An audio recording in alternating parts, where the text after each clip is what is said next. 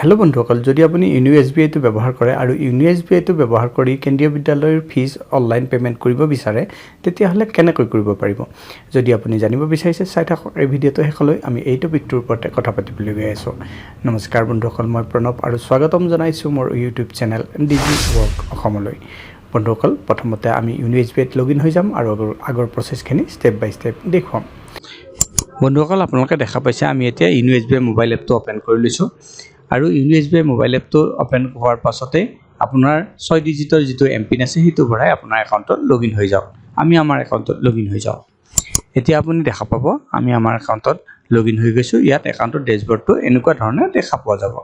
তলৰ ফালে আহিলে আমি এটা বিল পে'মেণ্টছৰ অপশ্যন পাম। এই বিল পে'মেণ্টটোৰ ওপৰত ক্লিক কৰি দিম। তাৰ ওপৰত ক্লিক কৰাৰ পাছত SBI ইউনিপে'ৰ যিটো পেজ আছে সেইটো অ'পেন হৈ যাব। ইয়াত চাৰ্চ বাৰটোত আমি লিখিম কেন্দ্ৰীয় বিদ্যালয়। যেতিয়া কেন্দ্ৰীয় বিদ্যালয় লিখিম, তলত কেন্দ্ৰীয় বিদ্যালয় সংগঠন এটা নাম আহি যাব, সেইটো আমি চিলেক্ট কৰি ল'ম।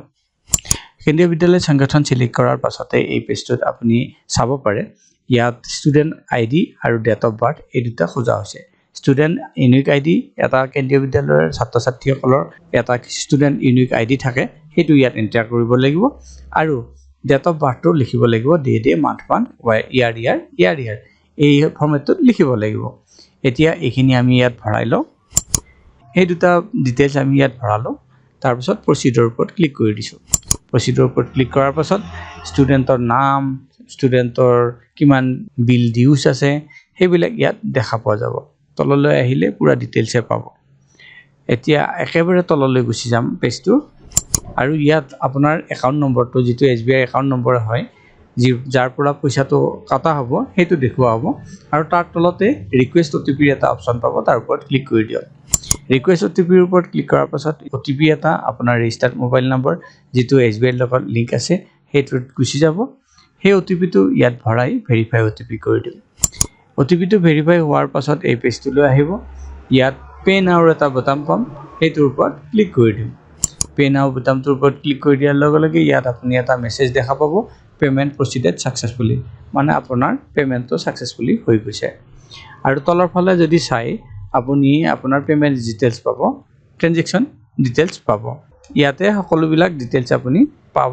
যদি এই ট্ৰেনজেকশ্যন ৰিচিপ্টটো আপুনি ডাউনলোড কৰিব বিচাৰিছে, তেতিয়াহ'লে ইউনিৰ পৰা এইটো ডাউনলোড কৰা অকণমান দিগদাৰ নহয়। সাধাৰণতে আপুনি ইয়াৰ কাৰণে SBI ইণ্টাৰনেট বেংকিঙত লগইন হ'ব পাৰে। আৰু লগইন হৈ বিল পে'মেণ্ট ছেকশ্যনত যেতিয়াই যাব, ৰিচেণ্ট পে'মেণ্টৰ ভিতৰত আপুনি এই ৰিচিপ্টখন পাব আৰু সহজতে ডাউনলোড কৰিব পাৰিব। বন্ধুসকল, এনেকৈয়ে আপুনিও যদি ইউনিএছবিআইটো ব্যৱহাৰ কৰি কেন্দ্ৰীয় বিদ্যালয়ৰ ষ্টুডেণ্ট ফিজটো জমা কৰিবলৈ বিচাৰে, তেতিয়াহ'লে সহজতে কৰিব পাৰে। আশা কৰিছোঁ এই ভিডিঅ'টো আপোনালোকৰ পচন্দ হৈছে। কেনেকৈ আপুনি ইউনিএছবিআইত গৈ কেন্দ্ৰীয় বিদ্যালয়ৰ ফিজ অনলাইন পে'মেণ্ট কৰিব পাৰে তাৰ বিষয়ে জানিব পাৰিলে। যদি এই ভিডিঅ'টো পচন্দ হৈছে, ভিডিঅ'টো কৰক লাইক আৰু চেনেলটো ছাবস্ক্ৰাইব কৰিবলৈ নাপাহৰিব। পুনৰ লগ পাম আন এটা ভিডিঅ'ত। তেতিয়ালৈ বন্ধুসকল, নমস্কাৰ।